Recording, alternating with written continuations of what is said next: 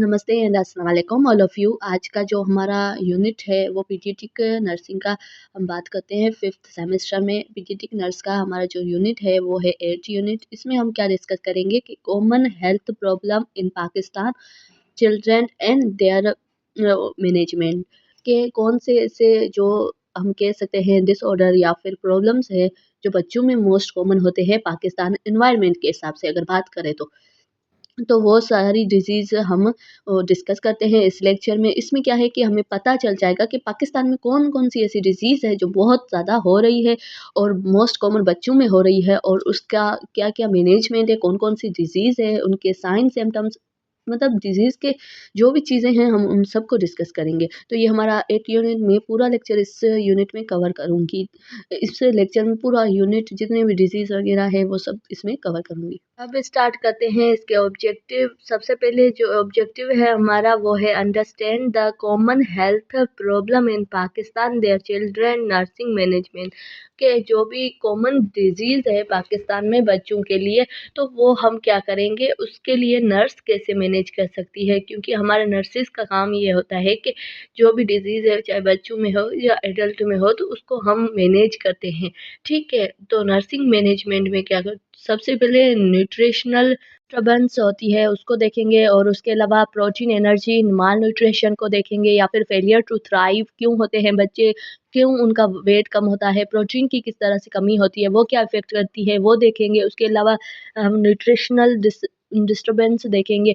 उसके अलावा जो हम बात करते हैं फीडिंग डिफ़िकल्टी होती है बच्चों को वो क्यों होती है। उसके अलावा जो टीथिंग प्रॉब्लम्स के जब बच्चे को टीथ आते हैं सबसे पहला जो टीथ आता है उसमें कौन-कौन सी प्रॉब्लम्स होती है। उसके अलावा सडेंट इन्फेंट डेथ सिंड्रोम उसको डिस्कस करेंगे या फिर पोस्ट पोलियो सिंड्रोम को डिस्कस करेंगे और क्रोनिक इन्फ्लेमेटरी जो डीमाइलिनेट पॉलीनेफ्रोपैथी जो भी है वो हम सबको डिस्कस करेंगे। एक-एक करके सब डिज़ीज़ को डिस्कस करेंगे, उनकी मैनेजमेंट नर्सिंग मैनेजमेंट, उनके सिम्पटम्स, काज़ ये सब हम डिस्कस करेंगे और उसके अलावा कि किस तरह से हम इनको बैलेंस कर सकते हैं। उसके अलावा बात करते हैं जैसे कि common health problem in Pakistan हमने मोस्ट कॉमन देख लिया कि कौन-कौन सी कॉमन हेल्थ प्रॉब्लम पाकिस्तान में according to WHO organisations WHO sometimes the leading cause of the death among among children under 5 year old in Pakistan के जो भी 5 साल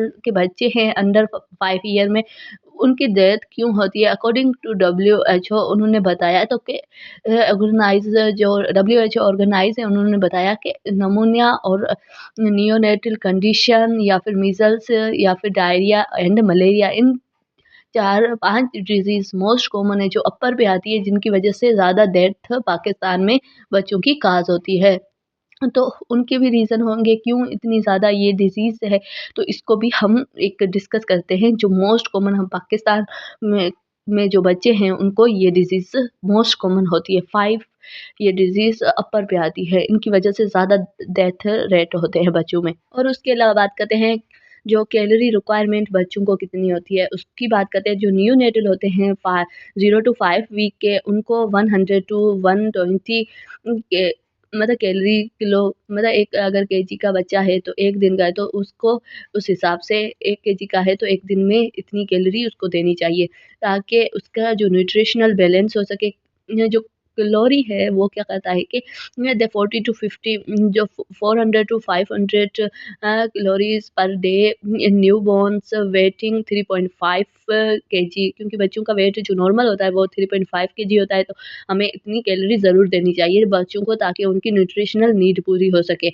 न्यूबॉर्न्स नीड फ्रीक्वेंटली फीडिंग, क्योंकि उनको ज़रूरी होता है कि फ्रीक्वेंटली बच्चे को हमें पता है कि बच्चे को बार-बार हम कहते हैं कि क्यों भूख लगती है, क्योंकि उसकी एक नीड है कि उसको फ्रीक्वेंटली मीन्स कि हर 2 घंटे या 3 घंटे में उसको फीडिंग कराना ज़रूरी होता है। हमें भी पता है और क्यों होता है क्योंकि उसके जो भी होते हैं ना उनको रिक्वायरमेंट उतनी होती है कैलोरीज़ की। अगर एक टाइम में तो फीडिंग में उतनी कैलोरी नहीं जा सकती तो उसकी वजह से उसको बार-बार नीड होती है। और to meet their high calories needed, क्योंकि बार-बार उसको नीड होती है कि उसको कैलोरी मिले क्योंकि उससे उसकी न्यूट्रिशनल जो होती है वो प्रॉपर हो जाती है। और उसके अलावा इन्फेंट है 1 से 1 मंथ से जो 6 मंथ का बच्चा होता है infant, the infant require approximately 100 मतलब 100 से हम बात करते हैं उसको 110 तक उसको कैलोरी पर केजी देनी चाहिए और 60 टू 100 क्योंकि उसका बॉडी का वेट भी थोड़ा बढ़ जाता है, तो उस हिसाब से हम कहते हैं 6 केजी उसका डबल हो जाता है। 3.5 का अगर डबल हो गया है तो उसमें थोड़ी रिक्वायरमेंट हम देखते हैं तो ज़्यादा हो जाती है। वहाँ पे हम 400 से 500 दे रहे हैं या हम 6 से 800 दे रहे हैं ताकि उसकी जो वेट है वो बढ़ गया है तो उसकी नीड भी बढ़ गई है इन्फेंट में। अगर हमने सबसे पहले हमने जो बात की थी ना वो 0 से वीक तक थी, ठीक है? अब ये है मंथ से लेके 1 मंथ से लेके 6 मंथ तक, तो उनकी नीड थोड़ी ज़्यादा होती है, उसके हिसाब से हम कैलोरीज़ उसको देते हैं बच्चे को। और सेम उसी तरह जो न्यूबॉर्न होता है उसको हम 2 से 3 आवर्स में फीडिंग करवाते हैं और जो अगर हम इन्फेंट की बात करें जो 1 मंथ से ज़्यादा है, तो उसको हम क्या करेंगे उसको हम 1 से मतलब 3 से 4 घंटे में हम उसको फीडिंग करवाएँगे ताकि वो उसकी न्यूट्रिशनल जो नीड है वो पूरी हो सके। और उसके अलावा अगर कोई ओल्डर इन्फेंट है, हमने देख लिया कि वो 7 मंथ से लेके 12 मंथ तक के है, तो उसको हम क्या करेंगे ओल्डर इन्फेंट को उसकी भी एक अलग होती है कि 90 to 100 kilogram KG per day जो होता है कि वो हम बढ़ा देते हैं कैलोरीज़ की अमाउंट को ताकि हमें क्योंकि उसका वेट है ना ट्रिपल हो चुका होता है एज़ अ बर्थ के हिसाब से, क्योंकि बर्थ में होता है 3.5 उसके बाद हमने देखा कि इन्फेंट में हो जाता है कि जो 1 मंथ से लेके अगर 6 मंथ तक है तो उनमें 6 केजी हो जाता है और उसके अलावा अगर बात करते हैं जैसे कि 9 केजी हो जाता है जो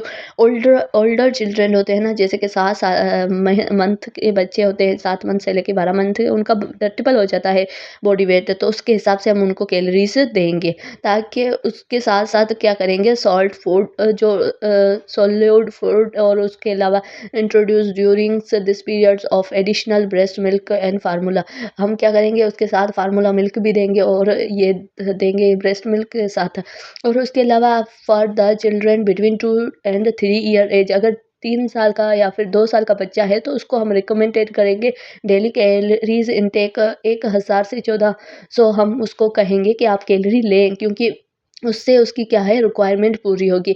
the daily requirement intake in 11 to 12 years जो बच्चे होते हैं उनमें जो रिक्वायरमेंट होती है वो बहुत ज़्यादा 18,000 से लेके 22,000 तक उनकी रिक्वायरमेंट होती है पर डे, ताकि उनकी जो भी नीड्स है ना न्यूट्रिशनल नीड वो कैलोरी उनकी पूरी कर सके। क्योंकि हमें पता है कि इन्फेंट का हमने देख लिया क्योंकि उसकी वो बॉडी का वेट कम था तो उस हिसाब से हमने उसको कैलोरी भी कम दी, ठीक है। अगर 400 से 500 दी, उसके बाद हमने जो न्यूबॉर्न को 400-500 कैलोरी दी, अगर इन्फेंट था तो उसको थोड़ा बढ़ा के 600 से 800 दी और जब ओल्डर इन्फेंट हो गया तो हमने उसको क्या दिया कि 800 से 1000 तक हमने उनको कैलोरी दी। अगर वो बच्चा 2 साल से 3 साल तक बढ़ गया है तो उसका बॉडी का वेट भी बढ़ा होगा तो उसको 1000 से 1400 तक दे दी और उसके बाद जो अगर 11 से 12 साल का है तो उसकी रिक्वायरमेंट और ज़्यादा बढ़ गई। उसको हमने 1800 से हमने 2200 तक उसको कैलोरी देना स्टार्ट किया ताकि उसकी जो भी वो वेट है उसके हिसाब से उसकी न्यूट्रिशनल नीड पूरी हो सके। उसके अलावा हमने फूड जो सॉल्यूशन फूड होता है या फार्मूला फीडिंग होती है वो भी हमने उसके साथ देने को कहा और ये सब चीज़ें क्या होती है कैलोरीज़ को उसको प्रॉपर बनाती है, ठीक है, उनकी न्यूट्रिशन को प्रॉपर करती है कैलोरीज। उसके बाद बात करते हैं प्रोटीन एनर्जी माल न्यूट्रिशन कि प्रोटीन एनर्जी माल न्यूट्रिशन क्या है। प्रोटीन मीन्स कि प्रोटीन की कमी होना और उसके अलावा एनर्जी मीन्स कार्बोहाइड्रेट की कमी होना कि कौन सी ऐसी डिजीज़ है जिसमें प्रोटीन या फिर कार्बोहाइड्रेट एंड प्रोटीन की कमी होने की वजह से डिजीज़ होती है और वो कैसे हमारे लिए या फिर हम कहते हैं कैसे वो बच्चों को एक डेथ काज करवा सकती है। तो ये सब हम कंडीशन देखते हैं। The condition lack of energy due to the deficiency of all macro and micro nutrients, जो भी मैक्रो और माइक्रो न्यूट्रिएंट्स हैं उनकी कमी हो जाए तो उसको हम कह सकते हैं प्रोटीन एनर्जी डिफिशिएंट जो माल न्यूट्रिशन, क्योंकि उसमें हमें पता है कार्बोहाइड्रेट प्रोटीन ये सब आ जाते हैं माइक्रो एंड मैक्रो यूनिट में। उसके अलावा widely spread spread deficiency disease among the children in low social income and groups। क्योंकि हमें पता है कि ये बहुत ही कॉमन होता है, वाइडली हम कहते हैं कि बहुत ज़्यादा पूरे वर्ल्ड वाइड में अगर बात करते हैं वाइडली है डिजीज़, जिसमें क्या होता है कि सोशल जो इकोनॉमिक होती है वो कम होने की, ग्रुप सोशल इकोनॉमिक कम लो होने की वजह से ये डिजीज़ बढ़ सकती है, क्योंकि उनको एक प्रॉपर न्यूट्रिशन नहीं मिल सकता, वो खाना उतना अच्छा नहीं खा सकते, क्योंकि हर जगह अमीर नहीं रहते हैं, बहुत सारे हम अगर सिटी की कंट्री की बात करें तो वहाँ पे गरीब रहते हैं, पुअर लोग रहते हैं, तो उनकी वजह से उनकी चीज़ों के लिए हम कह सकते हैं कि ये पूरी दुनिया में ये चीज़ें मोस्ट कॉमन है। और उसके अलावा the disease kwashiorkor and marasmus represent extreme for the protein calories malnutrition. और सबसे जो ज़्यादा है ना, हम अगर बात करें ना जो प्रोटीन कैलोरीज मालन्यूट्रिशन में, वो ये दोनों डिजीज़ है क्वाशकोर और जो मरासमस है, इन दोनों में मोस्ट कॉमन होता है कि कैलोरीज की डिफिशियंसी की वजह से ही होता है। और protein energy malnutrition characteristics children under the 5 year, जो भी बच्चे 5 साल के नीचे हैं तो उनको हम कह सकते हैं कि इनको जो डिज़ीज़ होती है वो होती ही मोस्ट कॉमन, हम कह सकते हैं कि प्रोटीन और कैलोरीज की कमी की वजह से ही होती है, मालन्यूट्रिशन की वजह से ही होती है। के अलावा बात करते हैं प्रोटीन मालन्यूट्रिशन क्यों होता है। प्रोटीन एनर्जी मालन्यूट्रिशन अगर मोस्ट कॉमन हम देखें तो इसके 2 टाइप है। जैसे कि प्राइमरी मालन्यूट्रिशन में क्या होता है कि हमें पता हो कि फेलियर टू लैक्टेशन, अगर कोई मदर लैक्टेशन नहीं करवा रही है, फीडिंग नहीं करवा रही है, तो बच्चा उसकी रिक्वायरमेंट पूरी नहीं हो सकती, क्योंकि मदर जो ब्रेस्ट फीडिंग होती है उसमें बहुत ज़्यादा उसकी एक मेंटेन होती है कैलोरीज, तो उसको क्या कहते हैं कि तो अगर हम फार्मूला फीडिंग भी करवा रहे हैं तो उसमें वो कैलोरीज नहीं मिलती। उसकी वजह से हम क्या करेंगे कि अगर फेलियर टू लैक्टेशन है तो वो एक रीज़न बन सकता है कि माल हो। और उसके अलावा पावर्टी, हमें पता है अगर कोई पुअर है पीपल्स, तो वो मदर भी सही से फूड इनटेक नहीं कर पाएगी, उसकी वजह से उसके जो लैक्टेशन नहीं होगी, और लैक्टेशन ना होने की वजह से मदर भी उसकी भी हेल्थ सही नहीं रहेगी, वो भी माल न्यूट्रिशन में होगी, तो वो प्रॉपर फीडिंग नहीं दे सकती अपने बच्चे को। और उसके अलावा अगर कल्चर पैटर्न में देखें तो कुछ ऐसी लेडीज़ होती है जो नहीं पिलाती दूध, तो उसकी वजह से भी क्या होता है कि ये हो सकता है कि बच्चों में मालन्यूट्रिशन की कमी हो। और लेक ऑफ इम्यूनाइज़ेशंस, क्योंकि लेक ऑफ इम्यूनाइज़ेशंस में क्या होता है कि अगर किसी भी इन्फेंट को सही से इम्यूनाइज़ेशन नहीं किया गया है, तो क्या होगा, उसको बहुत ज़्यादा डिज़ीज़ बार-बार लगेंगी और उसके अलावा उसकी हेल्थ सही नहीं रहेगी। तो एक ये भी रीज़न होता है कि अगर बच्चे को बार-बार इन्फेक्शन हो रहा है, क्योंकि वो उसका इम्यून सिस्टम बिल्कुल वीक होता है छोटी एज में, तो फिर अगर उसको इम्यूनाइज़ेशन सही से नहीं है तो फिर उसको बहुत ज़्यादा बीमारी लग सकती है। उसकी वजह से हो सकती है प्राइमरी केयर उसकी सही से ना हो, उसकी वजह से, और लेक ऑफ फैमिली प्लानिंग, अगर फैमिली प्लानिंग नहीं है तो उसकी वजह से भी मालन्यूट्रिशन हो सकता है। अगर 10 बच्चे हैं तो फिर उनको कैसे एक प्रॉपर न्यूट्रिशन दे सकती है मदर। तो उस हिसाब से हम कहते हैं कि लेक ऑफ फैमिली प्लानिंग, ये सब चीज़ें होती है, उनकी वजह से क्या होता है कि बच्चे में मालन्यूट्रिशन की कमी होती है। सेकेंडरी अगर फैक्टर देखें तो सेकेंडरी में ये आ गया है कि कभी इन्फेक्शन हो जाए बच्चे को, या फिर कोई कंजेनाइटल डिजीज़ हो जाए, या फिर मेटाबॉलिक प्रॉब्लम हो जाए उनकी वजह से। जैसे कि कंजेनाइटल डिसीज़ अगर हार्ट में होती है तो उसकी वजह से भी बहुत सारी कंडीशन ऐसी होती है जिसकी वजह से न्यूट्रिशन कम हो जाता है। अगर और कोई है डिजीज़ ऐसी जिसमें अगर हम कहते हैं मेटाबॉलिक डिसऑर्डर हो जाता है, तो उसकी वजह से क्या होता है कि उसकी ये सेकेंडरी है जिनकी वजह से मालन्यूट्रिशन हो सकता है। इन्फेक्शन किसी बच्चे को हो गया है तो उसकी वजह से भी मालन्यूट्रिशन हो सकता है। हमें पता है कि अगर फ़ीवर भी आ जाता है तो एनीमिया काज़ हो जाता है। तो उसके हिसाब से अगर हम देखते हैं ना तो मालन्यूट्रिशन हो सकती है। उसके बाद डिज़ीज़ को डिस्कस करते हैं तो उसमें हम मरासमस को डिस्कस करते हैं, जिसमें क्या होता है, marasmus is a deficiency of all macro nutrients, जो भी मैक्रो न्यूट्रिएंट है, जिस तरह से कार्बोहाइड्रेट हो गया, प्रोटीन हो गया, फैट हो गया, ये सब क्या होते हैं कि इनकी कमी की वजह से हो सकती है मरासमस डिजीज़। जिसमें मरासमस में हम देखते हैं कि वो क्या है कि 20 time more common means 20 time. अगर हम कहते हैं ना ज़्यादा होती है मरासमस और क्वाशकोर से, तो हम कह सकते हैं मरासमस ज़्यादा होती है एज़ कम्पेयर टू क्वाशकोर, क्योंकि क्वाशकोर 20 टाइम कम होती है मरासमस से। पर मरासमस क्या है कि इसमें तीनों जो माइक्रो न्यूट्रिएंट्स होते हैं, वो तीनों क्या होती है, उन तीनों की कमी होती है, जिसमें कार्बोहाइड्रेट, फैट और प्रोटीन आता है। इसमें क्या होता है कि ये 2 साल की एज में होती है। जो बच्चे 2 साल के होते हैं, उनमें मोस्ट कॉमन, अगर बिलो द 2 इयर्स जो 2 साल से अबव है, उनमें भी हो सकती है, और बिलो 2 इयर्स। और उसके अलावा people with the marasmus are visibilities and depleted severity, under weight and thin. हमें अगर मरासमस पेशेंट को देखना है, उनमें तीनों अगर न्यूट्रिएंट्स कम है, तो उनका जो शेप होगी, स्ट्रक्चर होगी, वो बिल्कुल हम कह सकते हैं एक अंडर वेट, बहुत ही कम वेट होगा उनका बॉडी का। और उसके अलावा थिन, जो उनकी स्किन है ना, वो बिल्कुल पतली सी ऐसी होगी, और हमें ना हड्डियाँ दिखाई देगी। तो इसके जो सिम्टम्स होते हैं, हम उनमें देखते हैं कि कौन कौन से सिम्टम्स हमें एक इस डायग्राम में आप देख रहे हो कि मोंकी लाइक फेस होना, डिहाइड्रेशन, और उसके अलावा इसके जो भी हम कहते हैं बॉडी की शेप, बिल्कुल इसके जो हड्डियां है वो दिखाई देना, स्केलेटल मसल्स तो है नहीं, मतलब वेस्ट ऑफ मसल्स, ये सब चीज़ें हैं। उसके बाद देखते हैं काज ऑफ मरासमस के कि कौन से ऐसे काज होते हैं जिनकी वजह से मरासमस डिजीज़ हमारे किसी बच्चे को होती है।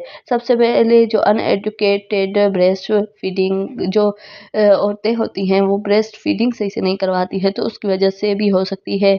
और ओवर डायलेट मिल्क, अगर फार्मूला फीडिंग दे रहे हैं तो वो भी क्या, ओवर डायलेट, जिसमें पानी ज़्यादा डाल के अगर बच्चे को दे रहे हैं, तो उसकी रिक्वायरमेंट पूरी नहीं हो रही होती है। और डाइजेस्टिव प्रॉब्लम, अगर कभी क्या होता है कि कोई बच्चे में सही से डाइजेशन नहीं होती है, कि हमने काऊ का मिल्क दे दिया, तो काऊ का मिल्क क्या होता है, वो सही से डाइजेस्ट नहीं होता है बच्चों में, तो वो चीज़ें क्या करती है, वो भी एक काज करवाती है मरासमस को। ठीक है। उसके अलावा क्रोनिक इन्फेक्शन, कोई ऐसा इन्फेक्शन हो गया है, जैसे हमने बात की थी पहले भी कि इन्फेक्शन की वजह से क्या होता है, प्रोटीन मालन्यूट्रिशन होती है। तो फिर इन्फेक्शन हो गया है, कोई बहुत ज़्यादा टाइम से है, तो उसकी वजह से क्या होगी, न्यूट्रिशन डिफिशियंसी होती है, मोस्ट कॉमन अगर देखा जाए तो। और उसके अलावा अगर बात करते हैं अर्लीज वार्निंग्स और लेक ऑफ ब्रेस्ट फीडिंग, अगर कोई और फीमेल अपने बच्चे को ब्रेस्ट फीडिंग नहीं करवा रही है, तो वो एक हम कहते हैं कि वो अर्लीज वार्निंग है, जिसकी वजह से क्या होता है कि न्यूट्रिशन की डिफिशियंसी होती है बच्चों में। मोस्टली जो 3 साल से बिलो है, उनमें मोस्ट कॉमन अगर मरासमस हो रहा है, तो हम कह सकते हैं लैक्टेशन नहीं करवा रही है मदर, उसकी वजह से न्यूट्रिशन, जो माइक्रो न्यूट्रिशन है, उनकी कमी होती है। माइक्रो न्यूट्रिएंट की कमी होने की वजह से क्या होता है कि मरासमस काज होती है। अब बात करते हैं साइन और सिम्टम्स की। साइन और सिम्टम्स ऑफ मरासमस, साइन देखें तो हम कह सकते हैं visible wasting in the fat, हमें विजिबली जो वेस्ट हो जाता है फैट और मसल्स हम देखते हैं, उसकी जो स्ट्रक्चर होती है उसमें सिर्फ बोन ही हमें दिखाई देते हैं। और उसके अलावा जो प्रोमिनेंटेड स्केलेटॉन्स, क्योंकि प्रोमिनेंटेड स्केलेटॉन का स्ट्रक्चर हमें दिखाई देता है। उसके अलावा हेड अप्रोप्रिएट लार्ज बन जाता है, हेड और बॉडी क्या होती है, बॉडी से हेड लार्ज बन जाता है, तो उसकी वजह से। और फेस में अप्रोप्रिएट ओल्ड एंड रिंकल्स, और फेस पे क्या होता है कि रिंकल टाइप बन जाता है फेस। क्यों बनता है, क्योंकि न्यूट्रिशन नहीं है। रिंकल्स, जो प्रोटीन होता है वो हमारे में से सेल्स को एक हम कहते हैं कि वो बनाता है प्रोटीन, अगर उसमें प्रोटीन की कमी है, कार्बोहाइड्रेट की कमी है, तो वो एनर्जी उसमें होगी नहीं, ये सारी। और ड्राई लेस स्किन, बहुत ज़्यादा ड्राई स्किन होगी, और ब्रिटल हेयर होंगे, और लेथार्जिक एंड वीक। हमें पता है कि न्यूट्रिशन नहीं है, एनर्जी कार्बोहाइड्रेट बनाता है वो भी नहीं है, प्रोटीन नहीं है, प्रोटीन की वजह से हेयर खराब होंगे, स्किन खराब होगी, क्योंकि जो सेल्स होते हैं वो प्रोटीन बनाता है। अगर बात करते हैं हम लेथार्जिक वीकनेस की, तो वो उसको एनर्जी नहीं मिल रही होती है, कार्बोहाइड्रेट नहीं चेंज हो रहा होता है एनर्जी में, उसकी वजह से क्या होता है कि वो लेथार्जिक होता है। अगर सिम्टम्स की बात करें तो डिहाइड्रेशन हमें मोस्ट कॉमन उसमें दिखाई देगा कि उसकी जो स्किन होगी वो बहुत ही ड्राई होगी, तो हमें पता चल जाएगा कि इसे डिहाइड्रेशन है। और लो ब्लड प्रेशर, क्योंकि हमें पता है कि डिहाइड्रेशन तभी ही होती है जब लो ब्लड प्रेशर हो, तो डिहाइड्रेशन की वजह से भी लो ब्लड प्रेशर हो सकता है। उसके अलावा शो हार्ट रेट, मतलब स्लो हार्ट रेट, उसकी बहुत ही कम होगी। अगर फ्लूइड हमारी बॉडी में कम होगा तो हार्ट रेट भी कम होगी, ब्लड प्रेशर कम है तो हार्ट रेट बहुत ज़्यादा कम होगी। अगर बात करते हैं लो बॉडी टेम्परेचर, उसकी वजह से बॉडी टेम्परेचर, क्योंकि पानी हमारा हर चीज़ मेंटेन करके रखता है, अगर हाइड्रेशन उसकी प्रॉपर नहीं है तो इन चीज़ों पे इफ़ेक्ट होगा। लो बॉडी टेम्परेचर एंड ग्रोथ नहीं होगी, और उसके अलावा एनीमिया। एनीमिया तो मोस्ट कॉमन है, क्योंकि न्यूट्रिएंट्स वगैरह जो सेल्स होते हैं वो इन चीज़ों की वजह से ही तो बनते हैं। अगर न्यूट्रिशन पूरी नहीं है तो एनीमिया तो होगा ही, मोस्ट कॉमन है। अगर हम देखते हैं तो उसमें न्यूट्रिशन में हर चीज़ आ जाती है, प्रोटीन में, आयंस में हर चीज़ आ जाती है, उसकी वजह से तो वो ब्लड बनता है। अगर वही नहीं है तो ओवरऑल फंक्शन डिसफंक्शन हो सकता है। जिस तरह से आप इस डायग्राम में देख सकते हैं कि मोंकी लाइक फेस है, बड़ा बॉडी छोटी है, फेस उससे बड़ा है, और जैसे रिब के सामने हमें दिखाई दे रही है, बिल्कुल पतला सा है, और उसके अलावा ब्रिटल हेयर है, हम वो भी देख रहे हैं। और ये सारी चीज़ें होती है उस बच्चे में, और लेथार्जिक होता है, वो उठने के भी काबिल नहीं होता है। और उसके अलावा प्रिवेंशन की बात करते हैं कि इसको हम किस तरह से प्रिवेंट करेंगे। तो प्रिवेंशन में सबसे पहले detection and treatment early malnutrition. सबसे पहले हम मालन्यूट्रिशन की जो कमी है उसको पूरा करेंगे, देखेंगे कि किस चीज़ की कमी है तो उसको पूरा करेंगे। उसके अलावा प्रमोट करेंगे breast feeding up to age 1 to 2 year तक। हम मदर को बोलेंगे कि किसी भी तरह से आपको क्या है कि ब्रेस्ट फीडिंग करवानी है अपने बच्चे को, ताकि वो माल न्यूट्रिशन में ना जाए, उसकी जो रिक्वायरमेंट है वो उसको मिल सके। और उसके अलावा avoid artificial feedings tell the 4 to जैसे 5 मंथ तक हम बोलेंगे कि आप अवॉइड करें, जो है ना फार्मूला फीडिंग होती है उसको अवॉइड करें, ताकि आपका बच्चा ग्रो सही कर सके और उसकी कैलोरीज पूरी उसको मिल सके। और उसके अलावा introduce semi salt 4 to 6 month semi salt देंगे और इंट्रोड्यूस करवाएंगे, जिसे 4 से 6 मंथ का बच्चा है उसमें। और उसके अलावा इम्यूनाइजेशन इज प्राइमरी केयर और प्रिवेंट इन्फेक्शन डायरिया, और उसके अलावा उसको प्रिवेंट करेंगे इन्फेक्शन और डायरिया से। इम्यूनाइजेशन इसलिए ज़रूरी होता है क्योंकि हमारे जो भी इम्यून सिस्टम जो बच्चे का होता है वो वीक होता है, उसकी वजह से इम्यूनाइजेशन बहुत ज़रूरी होती है। उसके बाद बात करते हैं क्वाशकोर की। तो क्वाशकोर क्यों क्वाशकोर डिजीज़ काज होती है, ये चीज़ें देखेंगे। तो ये एक इडिमस मालन्यूट्रिशन है, जिसमें हम बात करते हैं कि kwashiorkor is a form the protein energy malnutrition, जिसकी वजह में क्या होता है कि मोस्ट कॉमन हम देखते हैं कि प्रोटीन की कमी होने की वजह से क्वाशकोर काज होती है। वहाँ हमने देखा था कि वो 2 साल, जो 2 साल से कम के बच्चे होते हैं या ज़्यादा के बच्चे होते हैं उनमें मोस्ट कॉमन होता है। और यहाँ अगर बात करते हैं तो 1 साल से लेके 4 साल के जो बच्चे होते हैं उनमें मोस्ट कॉमन होता है क्वाशकोर। ये क्या है कि ये एक प्रोटीन एनर्जी माल न्यूट्रिशन है, जिसमें बच्चे में प्रोटीन की डिफ़िशियंसी हो जाती है, सीवियर डिफ़िशियंसी हो जाती है, और वो प्रोटीन डाइटरी चीज़ों से उसकी नीड नहीं, प्रोटीन पूरा नहीं हो सकता, उसकी वजह से ये क्वाशकोर काज़ हो सकती है। और उसके बाद देखते हैं सिम्पटम्स ऑफ क्वाशकोर डिजीज़। सिम्पटम्स कौन-कौन से होते हैं क्वाशकोर में, जो ऑलवेज़ प्रेज़ेंट होते हैं या फिर यूजुअली प्रेज़ेंट होते हैं, उनको हम देखते हैं। सबसे पहले क्या होगा, पिटिंग एडिमा होगी, जैसे कि हमें पता चल जाएगा, जैसे छूने से क्या होगा कि वहाँ पे गड्ढे बन जाएँगे, जहाँ पे भी एडिमा होगी वहाँ हम प्रेस करेंगे तो फिर वहाँ पे गड्ढे हो जाए तो उसको हम पिटिंग एडिमा, जिसमें फ्लूइड होता है, वहाँ पिटिंग एडिमा होगी। और उसके अलावा डिस्टेंडेड एब्डोमेन होगा। और उसके अलावा हम कहते हैं केलोसिस। इसमें क्या होता है कि इन्फ्लेमेशन हो जाती है अराउंड हमारे जो लिप्स होते हैं यहाँ पे, और माउथ में इन्फेक्शन, इन्फ्लेमेशन हो जाना।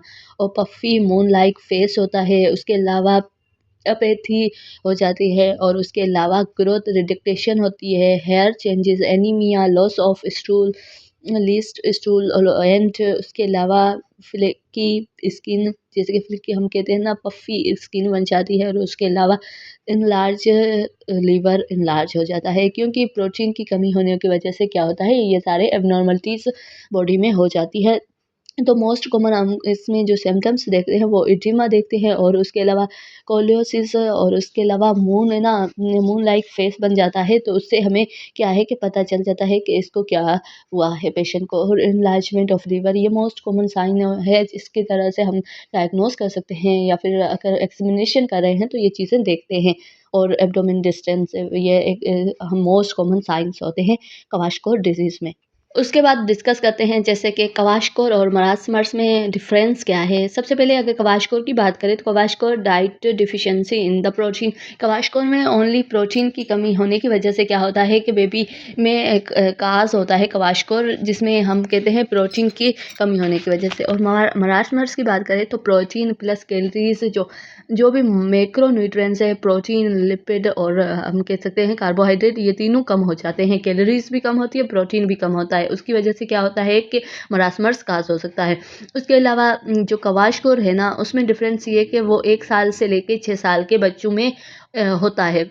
अगर बात करें मरासमर्स की, तो ये क्या है कि हम कह सकते हैं कॉमनली इन्फेंट में होता है, जो 1 साल से हम कहते हैं कि 1 साल के बच्चे में, या फिर कम से कम 2 साल से बिलो हो बच्चा, उसमें मोस्ट कॉमन होता है। और उसके अलावा जो क्वाशकोर है वो क्या है कि सबक्यूटेनियस फैट प्रेजेंटेड, जो सबक्यूटेनियस फेस जो हम कहते हैं ना फैट ज़्यादा हो जाता है, क्योंकि इसमें एक जो भी पेशेंट होता है ना वो पफ़ी हो जाता है, पर उसके जो उसको हम कह सकते हैं सबक्यूटेनियस फैट ज़्यादा हो जाता है। और इसमें क्या होता है कि मरासमर्स में सबक्यूटेनियस फैट होता ही नहीं है, लो फैट होता है, उसकी वजह से इसका स्केलेटन हमें दिखाई देता है।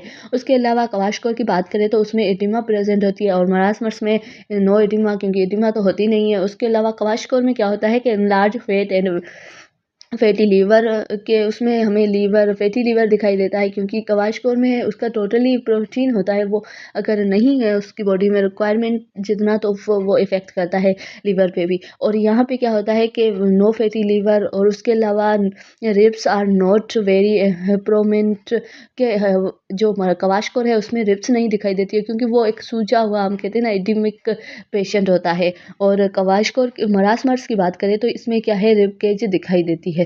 और उसके अलावा ये अंडर वेट होता है, इसका भी वेट जो नॉर्मल है उसके अंदर होता है। और उसके अलावा जो मरासमर्स है उसमें एक्सट्रीम बिलो होता है, बहुत ही कम वेट होता है, अंदर से भी बहुत ज़्यादा कम होता है। और क्वाशकोर में क्या होता है, पफ़ी मून लाइक फेस होता है, और मरासमर्स में क्या होता है, monkey like old old and wrinkles का फेस होता है। तो इन चीज़ों को देख के हमें पता चल सकता है कि क्वाशकोर किस पेशेंट को है और किस पेशेंट को मरासमर्स डिजीज़ है।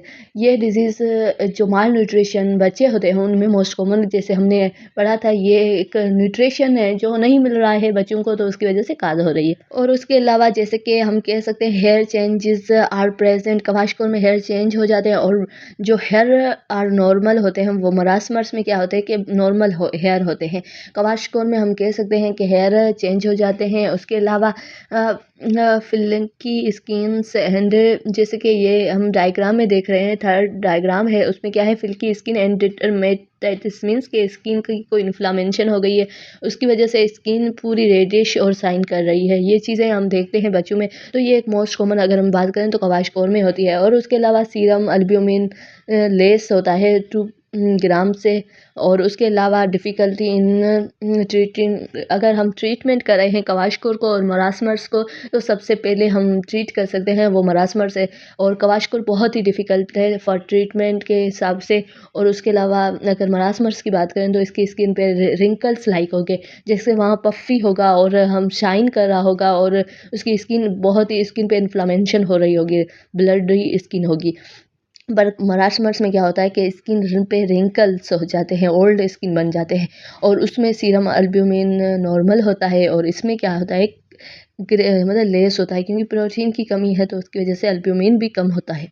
और आसानी से आप इस डायग्राम में देख सकते हैं क्वाशकोर एंड मरासमर्स पेशेंट को, दोनों को एक उनका डिफरेंस बिल्कुल जो मैंने आपको बताया है उसको देख सकते हैं। उसके बाद बात करते हैं नर्सिंग डायग्नोस की। तो नर्सिंग डायग्नोस क्या करेगी, सबसे पहले अगर पेशेंट देख रहा है तो सबसे इनबैलेंस न्यूट्रिशन, हम उनकी न्यूट्रिशन को चेक करेंगे। सबसे पहले हमारा काम यही होता है कि उसकी न्यूट्रिशन है वो कितनी इनबैलेंस है, उसको देखेंगे। Less than body requirement related to inadequate intake and anorexia and diarrhoea, हम देखेंगे कि वो कितना इनटेक कर रहे हैं, उसकी रिक्वायरमेंट के हिसाब से कितना उसकी बॉडी में इनटेक कम है, वो किस वजह से है, जैसे कि डायरिया हो गया है या एनोरेक्सिया हो गया है, उन चीज़ों की वजह से अगर कम है तो फिर हम उसको कहेंगे कि आप बैलेंस डाइट करो इस बच्चे की, ताकि उसके पेरेंट्स को कहेंगे ताकि वो बच्चा माल न्यूट्रिशन में ना जाए।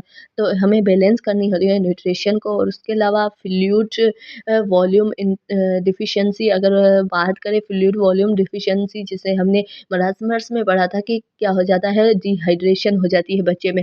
और तो अगर वो हम कह सकते हैं related to decrease oral intake, अगर वो ओरली नहीं ले रहा है, इंक्रीज लॉस ऑफ डायरिया, क्योंकि वो उसको डायरिया हो रहा है, उसकी वजह से उसका बहुत ज़्यादा फ्लूइड लॉस हो रहा है, वो इनटेक नहीं कर रहा है, तो उसको भी हम देखेंगे कि फ्लूइड वॉल्यूम डिफिशियंसी को देखेंगे। उसके अलावा इम्बैलेंस जो न्यूट्रिशन होते हैं उनको देखेंगे, और उसके अलावा अल्टर्ड ग्रोथ एंड हम देखेंगे कि इन डिज़ीज़ की वजह से ग्रोथ पे क्या इफ़ेक्ट हो रहा है, वो देखेंगे। Related to calories and protein intake and educate, हम कहते हैं कि है ना, ये चीज़ें हमें देखनी बहुत ही ज़रूरी होती है। न्यूट्रिशन देखना होता है इन डिज़ीज़ में कि कितना न्यूट्रिशन उसकी रिक्वायरमेंट हो रही है पूरी या नहीं, तो क्योंकि ये बहुत ज़्यादा सीवियर कंडीशन में चला जाएगा पेशेंट। उसके अलावा जो फ्लूइड इनटेक है वो भी हम चेक करते हैं, ताकि हमें पता चल जाए कि इस बच्चे में डिहाइड्रेशन या फिर वो नहीं काज हो रहा है। और उसके अलावा अल्टर्ड ग्रोथ डेवलपमेंट, उसके अलावा ग्रोथ और डेवलपमेंट को देखेंगे कि अगर ये दोनों चीज़ें कम है तो वो इफ़ेक्ट करता है ग्रोथ और डेवलपमेंट पे, उसको देखेंगे। और उसको प्रोटीन इनटेक और कैलोरी रिलेटेड हम कहते हैं एजुकेशन देंगे कि आप खाओ और कैलोरीज़ खाओ, इस बच्चे को कैलोरीज़ खिलाओ, ये सब हम उसके पेरेंट्स को एजुकेशन देंगे। उसके बाद बात करते हैं प्रिंसिपल ऑफ मैनेजमेंट के, कौन से ऐसे प्रिंसिपल है जिनकी वजह से हम मैनेज कर सकते हैं उसकी ज़्यादा सीवियरिटी की तरफ वो पेशेंट ना जाए। तो सबसे पहले ट्रीट प्रिवेंशन फॉर हाइपोग्लाइसेमिक, वो हाइपोग्लाइसेमिक कंडीशन में ना जाए, उसकी ग्लूकोज लेवल नॉर्मल रहे, ताकि उसको जो भी कार्बोहाइड्रेट मिनरल शुगर, उस ग्लूकोज से क्या होता है उसको एनर्जी मिलती है, वो हाइपोक्सिया में ना जाए, उसको हम प्रिवेंट करेंगे, ट्रीट करेंगे।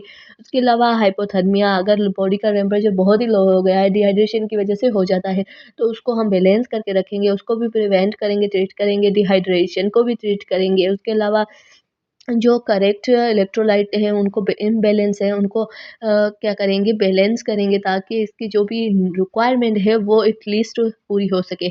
उसके अलावा ट्रीट एंड प्रिवेंशन इन्फेक्शन, क्योंकि एक तो वो उसका इम्यून सिस्टम इतना डेवलप नहीं हुआ होता है, उसके अलावा उसको ये अगर हम कह सकते हैं इन्फेक्शन की वजह से या फिर माल न्यूट्रिशन हो गई है, तो प्रोटीन नहीं है, हमारे जो भी सेल्स है वो भी हम कहते हैं ना वो सही से काम नहीं कर पाएँगे, तो उसकी वजह से हम क्या करेंगे, इसको प्रिवेंट रखेंगे इससे इन्फेक्शन से, क्योंकि प्रोटीन है नहीं जो सेल्स बनाए अच्छे से और वो इम्यून रिस्पॉन्स दे सके, इसलिए हम इन्फेक्शन से इसको प्रिवेंट करेंगे। उसके अलावा स्टार्च कॉशंस फीडिंग्स फाइंडिंग्स देंगे, और उसके अलावा अचीव द चेट अप ऑफ द ग्रोथ, जो चार्ट है ग्रोथ का वो देखेंगे, उसको हम कहेंगे देखेंगे कि इसकी ग्रोथ नॉर्मल हो रही है, नहीं हो रही है। Preparation for follow up after recovery, अगर कोई बंदा, अगर पेशेंट बच्चा कोई रिकवर हो गया है, तो हम उसको कहेंगे इसको दोबारा आप इस टाइम पे दिखाना ज़रूर, ताकि हमें रिकवरी के बाद भी फ़ॉलो अप करवाने उसकी कंडीशन देखने के लिए, तो हम उसको फ़ॉलो अप कराएँगे।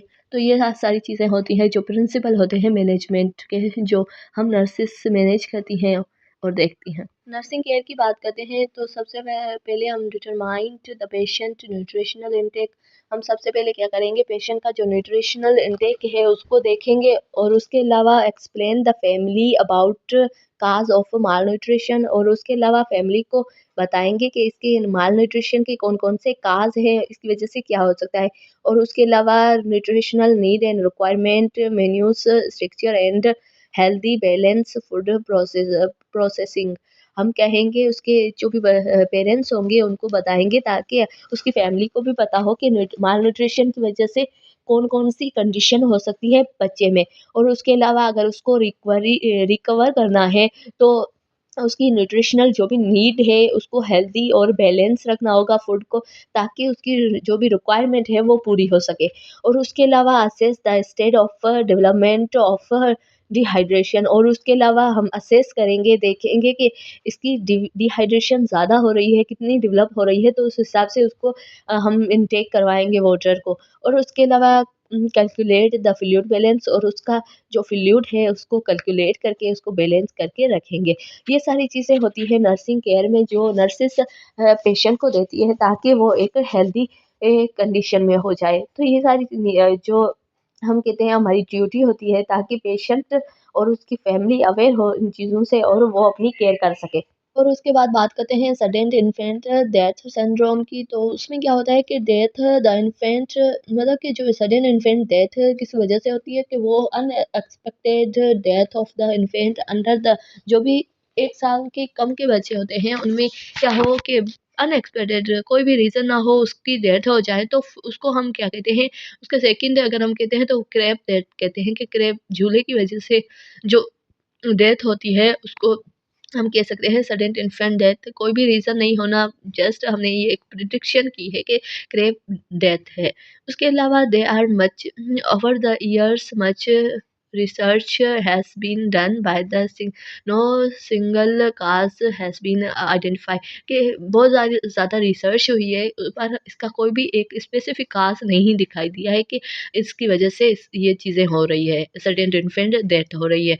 Research now the claimed that the mother health and behavior during pregnancy and baby health before birth streams influence currency of the SID के जो भी मदर की जो प्रेगनेंसी के हिसाब से जो भी बिहेवियर था या फिर उसके अलावा ड्यूरिंग प्रेगनेंसी जो भी बिहेवियर या फिर बेबी जो था वो बर्थ होने के बाद उसकी जो भी इन्फ्लुएंसिंग थी उसकी वजह से क्या है कि ये काज़ हो सकती है, मतलब ये हो सकता है disorder syndrome sudden infant death syndrome हो सकता है। तो ये सारी चीज़ें देखिए स्पेसिफिक कोई भी काज़ नहीं है, इसमें क्या होता है कि हम इसको क्रैब डेथ भी कहते हैं जिसमें सडनली इन्फेंट की सोया है बच्चा और उसकी डेथ हो जाती है।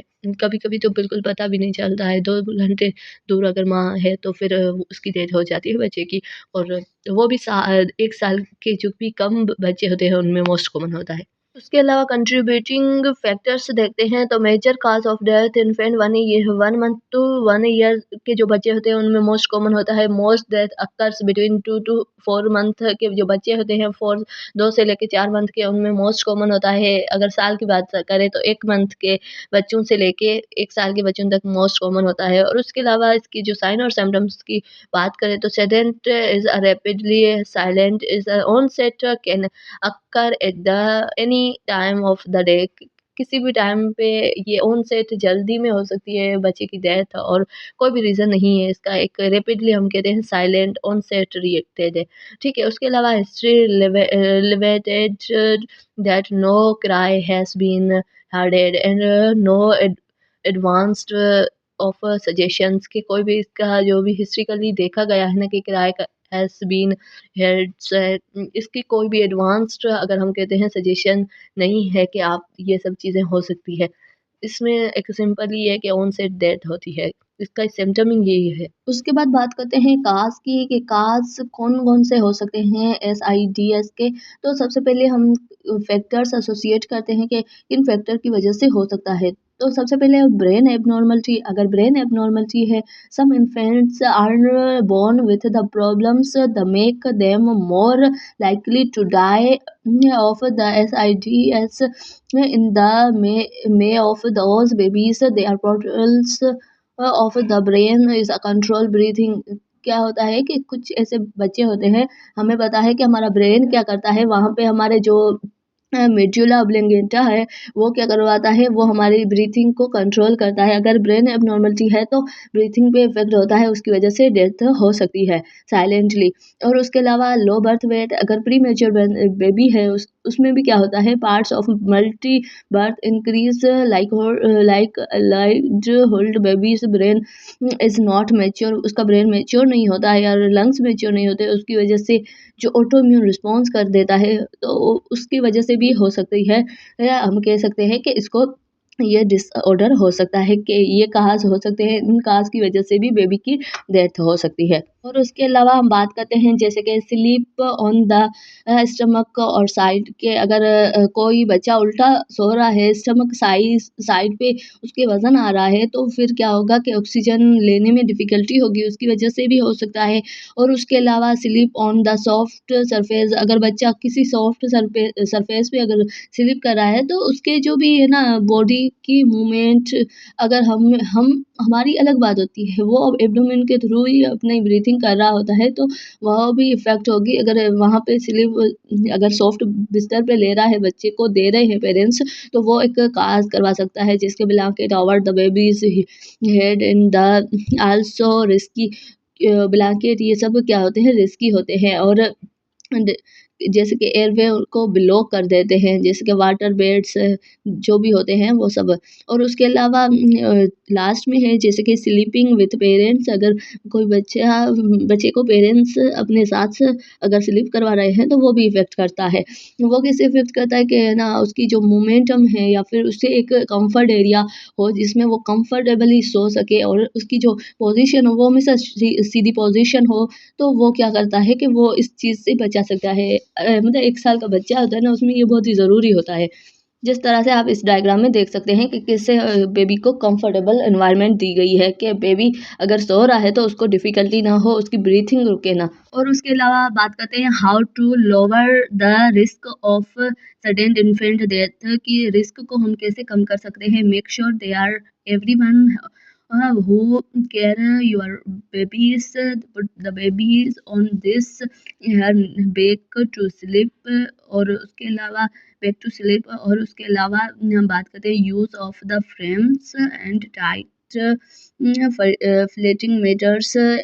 टाइट जो फ्लेटिंग मेटर हो वो यूज़ करें। Crib that meet to currently safe and standard, अगर वो एक सीधा हो स्टैंडर्ड हो तो वो एक सेफ है वरना नहीं है। और उसके अलावा remove pillow and comforters and other soft procedures for the crepes के कुछ भी ऐसी चीज़ें क्रेप्स में ना रखें जैसे कि सॉफ्ट पिलो हो गया या फिर कोई भी ऐसी चीज़ जैसे कि कपड़ा वगैरह होता है जो सॉफ्ट हो, उस बेबी के कंफर्ट के लिए हम जो रखते हैं वो उस पे इफ़ेक्ट कर सकता है। उसके अलावा dress your baby is sleep or clothing so that is well not be have use any the cover और outer the baby के कोई भी जो भी उसके लिए हम अगर उसके क्लॉथ दे रहे हैं, अगर बेबी को क्लॉथ पहना रहे हैं तो वो ज़्यादा कवर्ड ना हो, ठीक है, वो एक कंफर्टेबल हो।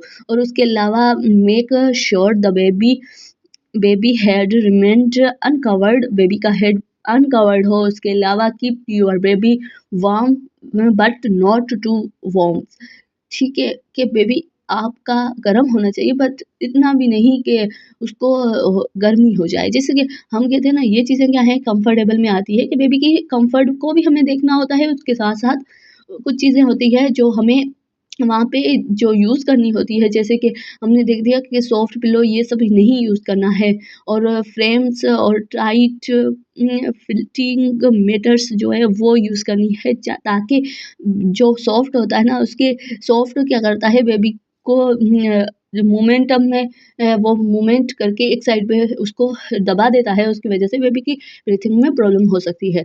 और उसके बाद बात करते हैं फेलियर टू थ्राइव कि फेलियर टू थ्राइव अगर कोई भी बच्चा जिसका वेट बढ़ नहीं रहा है या फिर हम कहते हैं अंडर वेट है, तो फिर उसको हम कैसे देख सकते हैं कौन कौन से रीज़न हो सकते हैं अंडर वेट के और फेलियर टू थ्राइव के।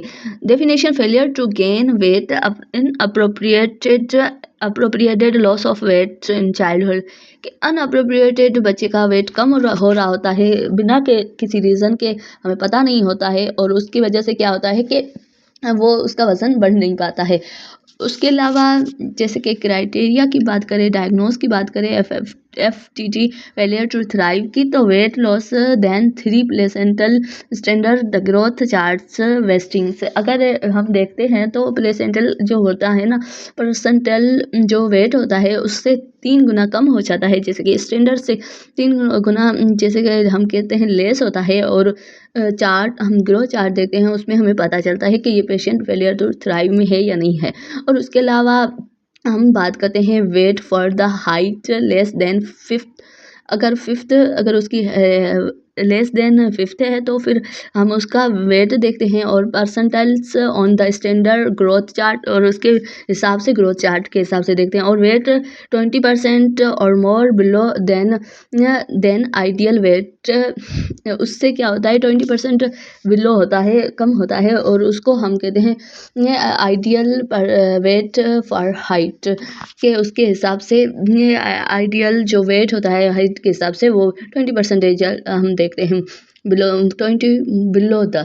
और उसके अलावा अगर बात करते हैं कि ये सब हमने देख लिया, सिंपली देख लिया कि वेट बेबी का कम हो जाता है, मतलब जो 3% जो स्टैंडर्ड होता है वेट का, जो चार्ट में, उतना उसका कम हो जाता है। और उसके अलावा अगर हाइट के हिसाब से देखें तो वो भी 20% more below the then ideal weight and height के हिसाब से 20% वो कम हो जाता है। ये चीज़ें हमें देखनी होती है फेलियर टू थ्राइव। जो बच्चा बिना के रीज़न के अगर उसका वेट कम हो रहा है तो हम ये चीज़ें देखते हैं, उसके बाद उसका ट्रीटमेंट करते हैं।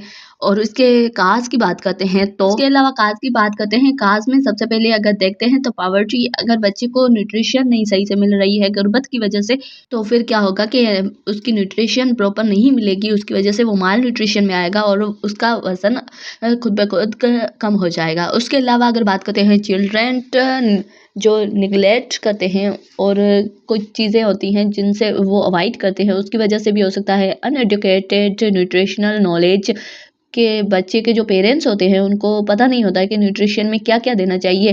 फिर क्या होता है कि वो बच्चे फेलियर टू थ्राइव में चले जाते हैं, क्योंकि अगर वो दिन रात अगर कुछ स्पाइसी चीज़ें खा रहे हैं या फिर जंक फूड खा रहे हैं, तो फिर उसको क्या हो सकता है कि वो फेलियर टू थ्राइव में जाता है, उसकी न्यूट्रिशन अगर नहीं पूरी हो रही है। और उसके अलावा अगर बात करते हैं फैमिली स्ट्रेस, कि अगर फैमिली स्ट्रेस है उसकी वजह से क्या हो रहा है कि बच्चे पे ध्यान नहीं दिया जा रहा है, तो उसकी वजह से भी हो सकता है। उसके अलावा फीडिंग रेजिस्टेंस, अगर फीडिंग रेजिस्टेंस है, अगर कुछ ऐसी औरतें होती है जो काम करती है, अगर वो काम पे जाती है तो फिर क्या होता है कि सही से खाना पीना नहीं करवाती है अपने बच्चे को और उसको फीडिंग नहीं करवाती है, तो वो भी क्या होता है कि उसके भी रीज़न होते हैं कि उसकी वजह से भी बच्चा अगर फेलियर टू थ्राइव में जा सकता है। इनसफिशिएंट ब्रेस्ट मिल्क का नहीं आना और इनसफिशिएंट होना, कम होना, तो उसकी वजह से भी क्या होता है कि फेलियर टू थ्राइव में जा सकते हैं। उसको फीडिंग सही से नहीं होगी तो फिर वो कैसे, क्योंकि मदर जो होगी वो खुद माल न्यूट्रिशन में होगी, क्योंकि पॉवर्टी होगी तो इतनी इनकम नहीं होगी जितने हम कहते हैं उसकी ज़रूरत होगी, तो उसकी वजह से वो भी माल न्यूट्रिशन में होगी, उसकी वजह से बच्चा भी माल न्यूट्रिशन या फिर फेलियर टू थ्राइव में जा सकता है। और उसके अलावा अगर हम बात करते हैं तो मैनेजमेंट की, उसके बाद बात करते हैं management of the child with FTT, failure to thrive, nutritional assessment and intervention. सबसे पहले न्यूट्रिशन उसका देखेंगे, इम्प्रूव करेंगे पेरेंट चाइल्ड इंटरेक्शन, ताकि बच्चे को जो भी रिक्वायरमेंट हो उससे वो अपनी रिक्वायरमेंट पेरेंट्स को बता सके और उनकी कनेक्शन अच्छी हो। और उसके अलावा treat management of the medication, medical conditions, कुछ ऐसी ट्रीटमेंट या फिर मैनेजमेंट हम देंगे मेडिकल कंडीशन में। और उसके अलावा support and intervention for the social and family problems, हम उनको सपोर्ट करेंगे या फिर इंटरवेंशन करेंगे सोशल और फैमिली प्रॉब्लम्स के लिए। और उसके अलावा mental health refer where the indicate, कुछ बच्चे ऐसे होते हैं जिनका मेंटली इशू हो जाता है, वो अपने पेरेंट्स से कुछ शेयर नहीं कर पाते हैं, वो भी बच्चे वो सोशलाइज नहीं होते, फैमिली प्रॉब्लम्स होता है उनका, तो उसकी वजह से हम ये सारी चीज़ें देखते हैं। और विद पेरेंट्स के, अगर पेरेंट्स इन चीज़ों में से, अगर पेरेंट्स को भी सोशल और फैमिली प्रॉब्लम्स है, उसकी वजह से वो बच्चे को ध्यान नहीं दे रहा है, तो वो भी हम सपोर्ट करेंगे, उसको इंटरवेंशन करवाएंगे। और उसके अलावा हम कहेंगे रेगुलर फॉलोअप केयर, हम बोलेंगे आप रेगुलर फॉलोअप केयर करें।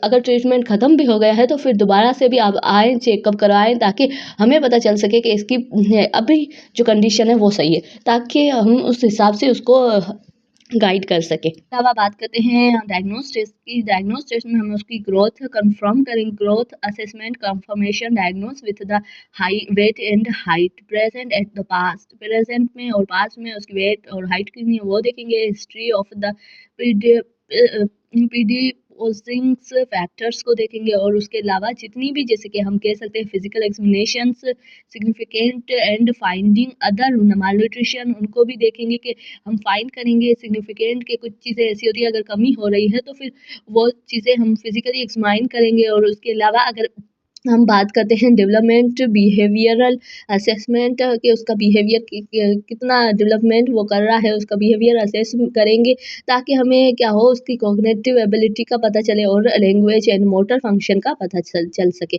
उसके अलावा आइडेंटिफाई एनी बिहेवियर एबनॉर्मलिटीज, हम उसको देखेंगे कि कोई भी ऐसा जो बिहेवियर एबनॉर्मलिटी है उसको रिजॉल्व करेंगे। उसके अलावा laboratory evolutions various for each child, step wise approach for the recommended.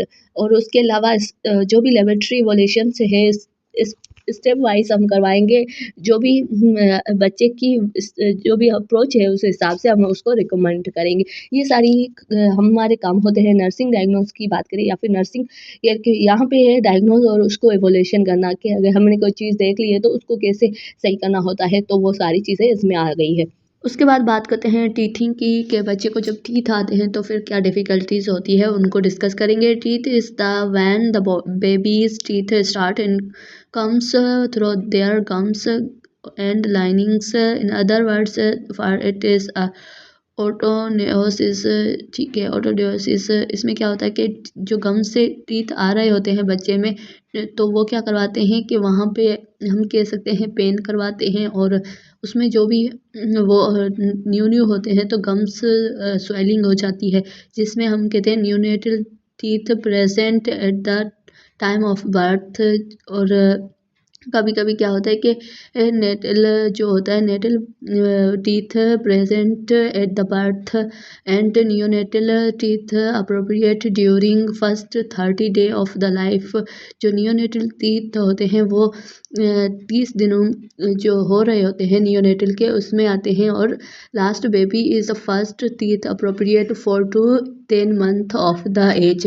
4 से 10 मंथ की जो एज होती है उसमें एक हम कहते हैं जो बेबीज़ के फर्स्ट टीथ आते हैं। उसके साइन और सिम्टम्स की बात करते हैं तो उसमें आ जाता है कि ड्रोलिंग हो जाना, और उसके अलावा इरिटेबिलिटी हो जाए। हमारे जो जिस भी बच्चे के अगर टीथ आ रहे हैं तो इरिटेबिलिटी होगी उसके माउथ में। उसके अलावा गम्स स्वेलिंग एंड सेंसिटिव, मैंने बोला था गम्स जो होंगे वो स्वेलो हो जाएंगे या फिर सेंसिटिव हो जाएंगे। उसमें क्या होगा कि स्लीप प्रॉब्लम भी होगी, अगर बच्चे के टीथ आ रहे हैं तो स्लीप प्रॉब्लम भी होगी। रिफ्यूजिंग फूड, वो कोई भी चीज़ खाने से परहेज़ करेगा, रिफ्यूज़ करेगा, एक्सेप्ट नहीं करेगा। और उसके अलावा urgent two bit for hard, कोई भी हार्ड चीज़ होगी उसको बाइट करने का, उसको जल्दी से हम अर्जेंसी में किसी भी चीज़ को वो बाइट कर देगा। उसकी वजह से क्या होगा कि गम्स है ना और ज़्यादा इन्फ्लाम हो सकते हैं, स्वेलिंग हो सकती है गम्स में, और रेडनेस भी हो सकती है, पॉसिबल लो ग्रेड फीवर। और कभी-कभी क्या होता है कि टीथ आ रहे होते हैं बच्चे को, तो फिर उसमें क्या होता है कि लो ग्रेड फीवर भी होता है।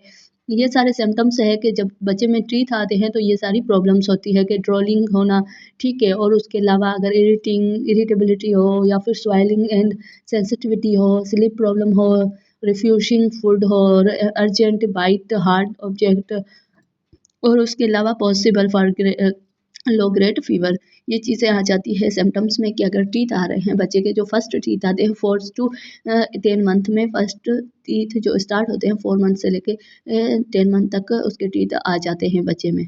जिस तरह इस डायग्राम में पूरा टीथ को डिस्क्राइब किया गया है कि कौन-कौन से माउथ में भी इरिटेशन हो सकती है, उसके अलावा माउथ के आउटर साइड पे भी इरिटेशन हो सकती है। अगर बच्चे के टीथ आ रहे हैं वो किसी भी हार्ड चीज़ को जल्दी में डाल देता है, उसकी वजह से उसको पेन होता है, स्वेलिंग होती है। वो सारी चीज़ें इसमें इस डायग्राम में दिखाई गई है कि बच्चे में क्या-क्या होती है।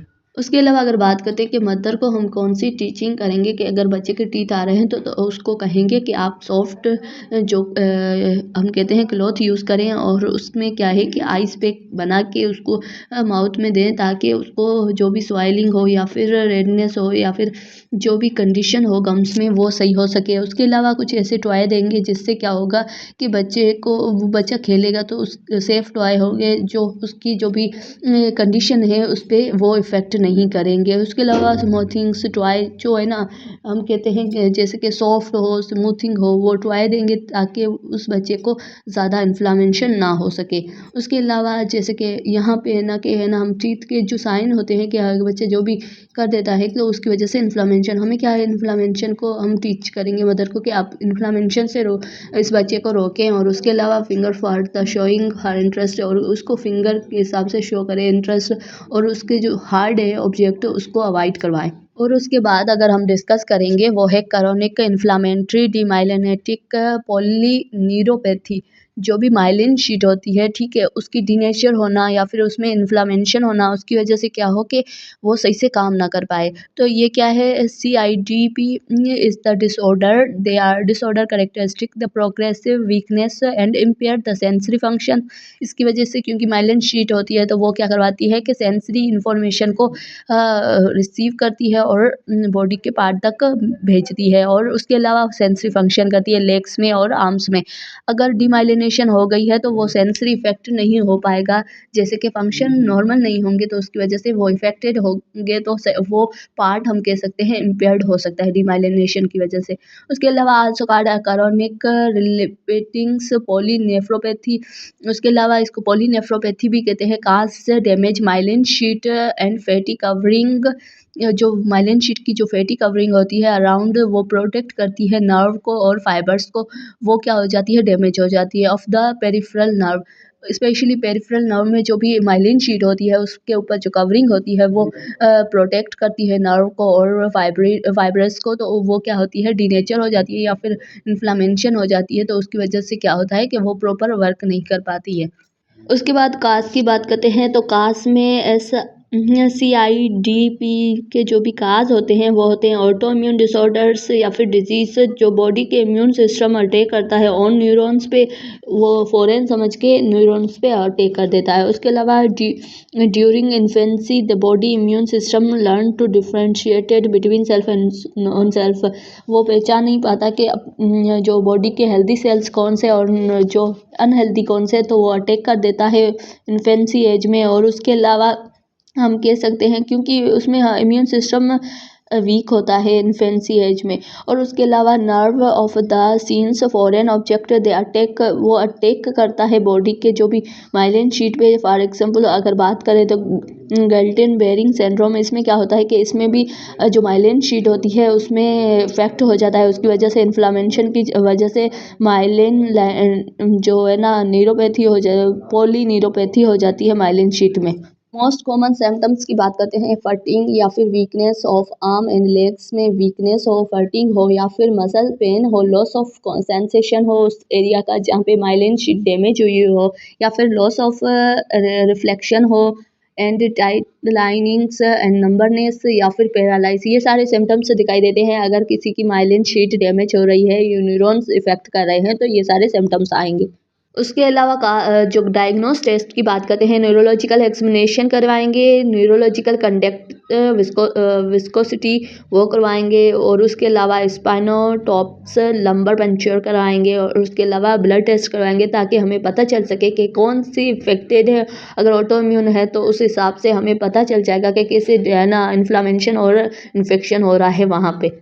और उसके अलावा बात करते हैं ट्रीटमेंट की, लास्ट में अगर ट्रीटमेंट की बात करते हैं तो कार्टिकोस्टेरॉइड यूज़ करेंगे, इंट्रावेनस जो इम्यूनोग्लोबिन है वो देंगे। उसके अलावा प्लाज्मा फ्रेसिस करवाएंगे, उसमें न्यू प्लाज्मा है उसके ब्लड में ऐड कर देंगे। और उसके अलावा फिजियोथेरापी देंगे, एक्सरसाइज करवाएंगे उस मसल्स को ताकि वो इम्प्रूव, उसकी मूवमेंट इम्प्रूव हो सके, टू इम्प्रूव मसल स्ट्रेंथ, और मसल की स्ट्रेंथ इम्प्रूव करेंगे। तो आज का वीडियो इतना ही, मिलते हैं नेक्स्ट वीडियो में, take care, thank you so much.